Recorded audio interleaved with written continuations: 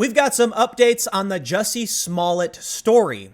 However, I'm going to be reading from PJ Media because I think they've done a more extensive view of what's currently happened. For those that aren't familiar, Jussie Smollett is the actor from Empire who claimed that while in Chicago, some men yelled "It's MAGA country" or something to that effect, used racist and homophobic slurs, poured an unknown chemical on him, threw a clothesline. He says a noose. It was the police identified as a clothesline around his neck. So this is the story. We've heard, Ellen Page on late night TV say, like, how could this happen? She blames Mike Pence for his anti-LGBTQ views. So the story's been pretty big. I've promised updates. Where we're at so far is my understanding is he is still refusing to turn over the records the police want. He's turned over some. And the New York Post found a bottle with something that smells like bleach, which is really weird considering police have canvassed the area, looked at hundreds of hours of footage, and it's weeks later. And now they're finding something with maybe bleach in it. The story is really weird. So let's read what PJ Media has to say. Now, their take on it is the Empire star Jussie Smollett story falling apart. Well, let's see what they have to say. Chicago police say they'll be requesting more phone records from Empire star Jussie Smollett regarding the racist and homophobic attack he allegedly faced 2 weeks ago. Smollett has turned over heavily redacted phone records, but evidence has begun to emerge suggesting his story was fabricated. Rumors are swirling that police are even considering charging him with filing a false police report. I want to clarify here. They have said right now they're still treating him as a victim. It is my understanding from my sources, as well as other reporting from Mediaite, that police and media in Chicago doubt his story. They're starting to believe that Jussie Smollett is perpetrating a hoax, okay? We don't know for sure. And I always want to make sure I say this. They found some evidence that may or may not be corroborating, and if he was attacked, bring these people to justice, the people who attacked him. If he didn't, and it's starting to look like it might be questionable, then he should be brought to justice. But I don't want to point the finger at him just yet. Everyone's really trying to make sure we treat the innocent with respect, and that's the big challenge. On Monday night, Fox 32 anchor Rafer Weigel reported that police received cell phone records today from Smollett's camp. They were limited and redacted, but detectives will analyze them. So I basically said, okay, so Rafer Weigel is the one who tweeted earlier, I believe last week, that police doubt the story, but he later deleted the tweet. He said they received cell phone records today from Smollett's camp. They were limited and redacted, but detectives will analyze them and be in touch with Jussie Smollett if they have any other questions. Weigel had previously reported that police superintendent plans to hold Smollett accountable if the investigation reveals he made a false report.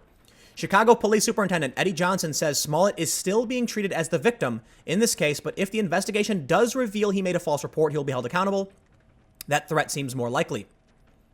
Late Monday evening, ABC 7 Chicago reported that an empty hot sauce bottle that smelled like bleach was found near the location of the alleged attack. Smollett had told police the attackers, who wore "Make America Great Again" hats and screamed "This is MAGA country," had poured an unknown bleach-smelling liquid on him and put a noose around his neck after they yelled racist and homophobic slurs at him at 2 a.m. on January 29th. However, I believe PJ Media is wrong. I don't think he ever said anything about MAGA hats. I believe it was reported they were wearing ski masks. It was later reported by his manager, Smollett's manager, that to TMZ that they yelled "MAGA country," and then Smollett was asked by police. So his initial report did not make mention of MAGA country, and I do not believe they were wearing MAGA hats. I believe that's incorrect. Chicago police confirmed a New York Post story about the hot sauce bottle, saying, "It's unclear if that is related to the incident, as it was not discovered during any of the earlier canvasses, but we took it for analysis," CPD spokesman Anthony Guglielmi said. Sorry, Anthony. "The FBI is providing CPD with technical assistance on this case at our request." Oh, the FBI. Wow. "I'm not sure if the bottle went to their lab or one of ours." So this is, wow, the FBI is involved. Here we go. That's a big update. As for the phone records, Guglielmi said, "We are very appreciative of the victim's cooperation. However, the records provided do not meet the burden for a criminal investigation, as they were limited and heavily redacted. Detectives may be following up with him to request additional data to corroborate the investigative timeline." I've got to stop here and just point out, I don't understand why he isn't cooperating with the police. I can understand wholeheartedly. When they said they needed his phone, he said he can't be without it for a few hours. I can totally understand that. And I absolutely wouldn't want to give my phone to the police either. But turning over records is not that difficult. I'm sure there's a third-party independent service that could transfer phone records to the police, but for some reason he's not turning it over. Now, it may be something unrelated. I wonder if maybe he was, like, I'm not trying to impugn the honor of Smollett, but maybe he was just trying to get some weed or something, right? Which is fine and respectable in my opinion.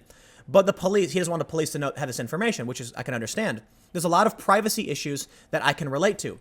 But come on, man. We're talking about a serious hate crime. We're talking about you making an accusation that these individuals did this, and they're still out there. At a certain point, you need to cooperate, please. But this is why it calls them into question, unfortunately. Chicago police have not been able to identify any legitimate suspects in the case, nor have they been able to find any surveillance footage of the attack. There is speculation that the hot sauce bottle may have been placed after the fact to prop up the hoax if Smollett indeed made a false report. Some locals smell a rat. I don't believe it happened the way he said it did. Chicago resident Agan Muhammad told the New York Post. Muhammad reportedly lives in the same high-rise as Smollett. I've been in this neighborhood 5 years. I don't believe it. Not around here. Half the people are gay and the other half are black. And as I said in the first video, I used to hang out in this area at 2 a.m. when I was a teenager going skateboarding. Now, yes, it's been 10 or so, 12 or so years since I've been down there at 2 a.m., but I know the area very well, and so do many of my friends. And the way he's describing what happened to him is shocking to me. It is a ghost town in this area. Not only that, there are cameras everywhere and security everywhere. It is a very liberal place, unless someone was stalking him. I'm just becoming more and more skeptical as the time goes on. In Empire, Smollett plays a gay character, Jamal Lyon. The actor has also come out as gay. Many Americans are waking up to the possibility that Jesse Smollett's story may be a hoax. Jeff Gessie, an entrepreneur has written for NATO and the Harvard Business Review, tweeted, "The weight of evidence supports what we've suspected all along. This is a hate hoax. Smollett should be arrested for filing a false police report and sued. In this era of disinfo, these hoaxes and their media enablers must be held accountable." Conservative blogger Matt Walsh laid out the basic incongruity of Smollett's story. He claims he was attacked by white Trump-loving racists in one of the most liberal parts of one of the most liberal cities in America. No similar attacks have been reported by anyone in the town. So here's where we are in the Smollett case. He claims, okay, so same thing. And I'm going to say that too. Look, I have friends in Chicago. I grew up in Chicago. As I mentioned, I used to hang out there. My friends in Chicago when they talk to me, they laugh. They go, oh, please. There's like right away when the story happened, one of my friends in Chicago just chuckled and said, there's no way in hell. No way. In Chicago, if you're wearing a MAGA hat, you're more likely to be attacked if you wore a MAGA hat than the other way around. The fact that somebody would be walking around yelling MAGA country in Chicago is just ridiculous. I'm not saying it didn't happen. I'm just saying at this point, he's on camera walking down the street. There is only a 60-second gap where he's not on camera. He claims the attack just so happened to occur during that gap. Walsh continued. But cameras don't pick up anyone fitting the description of the suspects. If they exist, they must have vanished into thin air. Also, Smollett claims he was on the phone during the attack, but didn't want to turn his phone over to police. You gotta cooperate. Finally, he did turn his phone records over, but he redacted them so heavily as to make them useless. Oh, and his own neighbors think the story is totally bogus, Walsh added. If this guy wasn't a celebrity, police would have already charged him with filing a false report. The story was clearly bogus from the get-go and only became more bogus with each new revelation. I gotta say, I agree. Quillette's Andy Ngo noted that the very person who said he could hear the attackers over the phone himself refused to let police examine his phone. A source with knowledge of Jesse Smollett's investigation says that Smollett's manager, Brandon Moore, has refused, this is from yesterday, refused to let police examine his phone. Moore is the key witness who said he could hear the attackers over the phone. We then have, basically, they then link to the next story, which is Ellen Page blames Mike Pence, anti-LGBT views, for the alleged attack on Jussie Smollett. Let me just, before going forward, again, I do not want to diminish this man's suffering and the crime that was committed against him, should it be true, but come on. We're at a point now where I think we can only draw one conclusion. Probability suggests it's very likely not true. I gotta call out the weird hot sauce bottle, okay? First, FBI involvement. We're getting serious. This could be serious if the FBI gets involved and it turns out to be fake. Yeah, But the police have canvassed the area. And Rafer Weigel mentioned previously that The police will not let this go for two reasons. If this attack happened, they need to make sure people know they take these crimes seriously and will do everything in their power to stop them.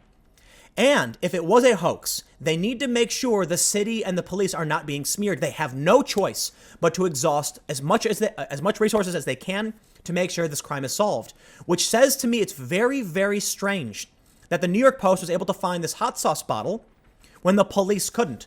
The police have much more of an incentive to prove the attack happened, not the New York Post. The New York Post would do well.